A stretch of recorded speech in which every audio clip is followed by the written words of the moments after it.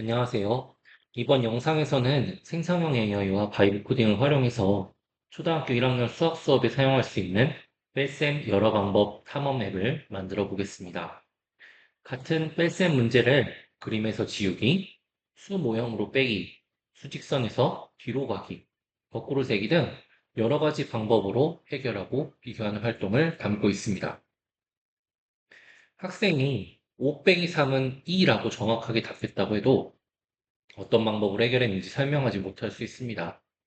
어떤 학생은 그림에서 세 개를 지어볼 때 쉽게 이해하고 어떤 학생은 수직선에서 뒤로 이동할 때 수가 줄어드는 과정을 더 분명하게 이해합니다.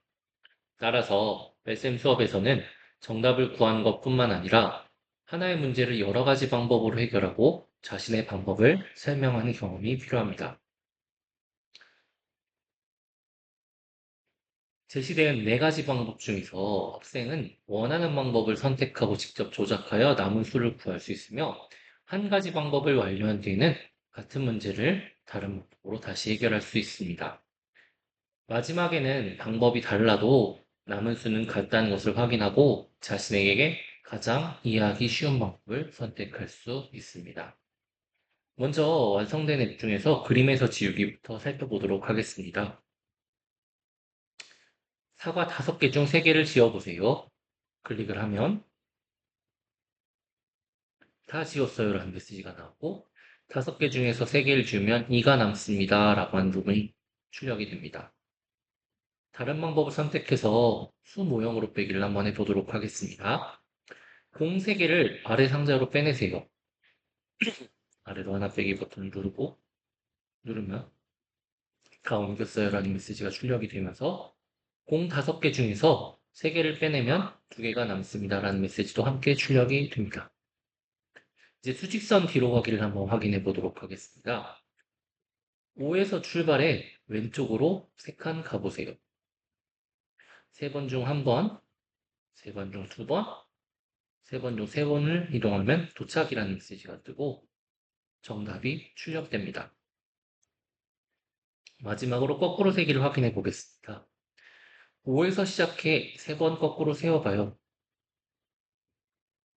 5에서 한 번 하게 되면 4, 그 다음은 3, 마지막으로는 2. 5에서 3번 거꾸로 세면 2입니다. 라는 메시지가 출력이 된 것을 확인할 수 있습니다. 여기서 방법 비교하기를 누르게 되면요, 내가 해결한 방법들이 출력이 되고 두 방법의 값은 이 방법의 답이 같은지를 물어보는 문제가 나온 다음에 버튼을 클릭하게 되면 어떤 방법이 가장 이해하기 쉬웠는지를 선택하게 하고, 나는 이 방법이 가장 이해하기 쉬웠습니다 라는 것을 통해서 다른 짝에게 나의 상황을 알릴 수 있습니다. 세 문제 풀기를 누르면 다시 문제가 또 출력이 되고요. 여기 있는 설정 버튼 누르게 되면 1학년 초기용으로 조금 더 쉬운 문제를 만들어 볼 수도 있습니다. 마찬가지로 TTS 지원 브라우저에서는 음성 읽기 기능을 지원해서 음성으로 읽어주는 부분도 같이 넣어 놓아 보았습니다. 그러면 이 앱을 어떻게 생성형 AI로 만드는지 말씀드리도록 하겠습니다. 저는 프롬프트를 이렇게 입력했어요. 초등학교 1학년 수업에서 사용할 수 있는 뺄셈 여러 가지 방법 탐험 앱을 만들어주세요. 대상은 초등학교 1학년 학생이고 9 이하의 수를 뺄셈을 배운 학생이며 뺄셈 문제를 여러 가지 방법으로 해결하고 자신의 해결 방법을 설명해야 하는 학생으로 설정하였습니다. 학습 목표는 같은 뺄셈 문제를 여러 가지 방법으로 해결하는 것입니다. 그림에서 지우기, 수모형으로 빼기, 수직선 뒤로 가기, 거꾸로 세기 등을 활용합니다. 기술 조건은 제가 여태까지 했던 거랑 거의 비슷하게 해놨고요. 문제 생성 조건을 조금 더 자세하게 써봤어요. 얘가 0이 나오면 안 되니까 처음 수는 2부터 9까지입니다. 빼는 수는 1 이상입니다. 답이 음수가 되는 문제는 만들지 마세요. 남은 수는 1 이상입니다. 같은 부분을 세세하게 적어 주었습니다. 그리고 앱의 기본 흐름을 이렇게 썼습니다. 뺄셈 문제를 하나 제시합니다. 어떤 방법으로 알아볼까요? 하는 질문을 보여주세요. 다음, 4개의 해결 방법 카드를 보여주세요. 학생이 방법을 선택하면 해당 조작 화면으로 이동합니다. 한 가지 방법을 완료하면 방법 카드에 체크 표시를 하고 같은 문제를 다른 방법으로 다시 해결할 수 있게 해주세요.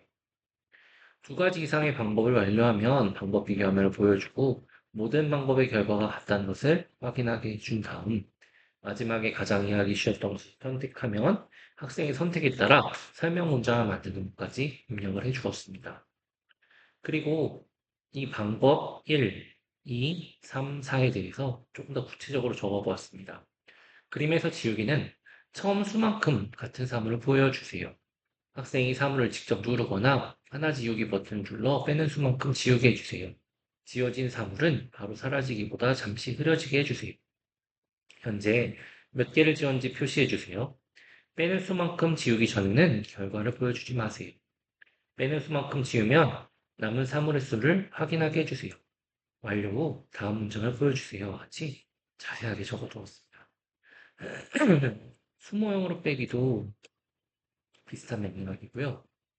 수직선에서 뒤로 가기 동안 0부터 9까지의 수직선을 보여주게 한 다음에 한 칸 버튼을 누를 때마다 이동하게 하고 이동 횟수를 표시하게 해준 것으로 안내를 해 주었습니다.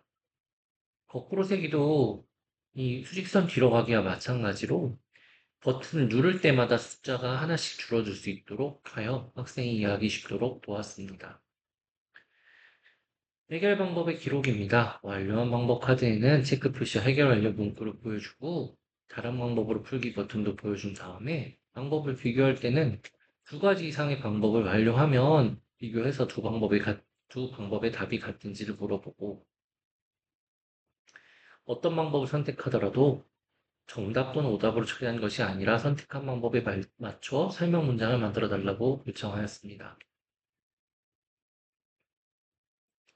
이러한 부분들을 썼고요. 교사형 설정에는 수 범위는 처음 수는 5 이하고 처음 수는 9 이하로 쉬운 난이도 그리고 어려운 난이도를 각자 설정할 수 있도록 도왔습니다.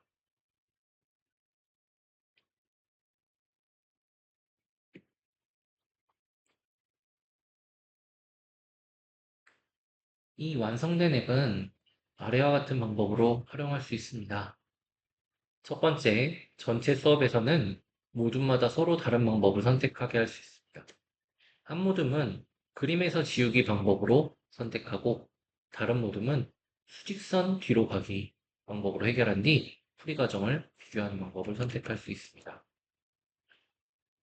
짝활동으로 두 학생이 같은 문제를 서로 다른 방법으로 풀고 자신의 방법을 설명하게 하는 방법도 있고 기초학력 구충활동에서는 그림에서 지우기와 수모형으로 빼기부터 제시하고 익숙해지면 수직선 뒤로 가기와 거꾸로 세기로 확장하는 것을 추천드립니다. 한 가지 방법만 완료해도 성공을 인정할 수 있으며 사물을 지우거나 옮기는 활동까지만 학습 목표로 정할 수도 있습니다. 마지막에는 다음과 같이 질문합니다. 어떤 방법이 가장 이해하기 쉬웠나요? 친구의 방법과 내 방법은 무엇이 같고 다를까요? 이 질문을 통해 계산 활동을 수학적 의사소통으로 연결할 수 있습니다. 이 앱의 목표는 많은 문제를 빠르게 푸는 것이 아닙니다. 그림에서 지우기, 수모형으로 빼기, 수직선 뒤로 가기, 거꾸로 세기 등 다양한 방법을 경험하고 경험은 달라도 남은 수는 같다는 것을 이해하는 것이 핵심입니다. 다음 영상에서는 덧셈과 뺄셈 문제 해결을 생활 장면과 연결하는 앱을 만들어 보겠습니다. 감사합니다.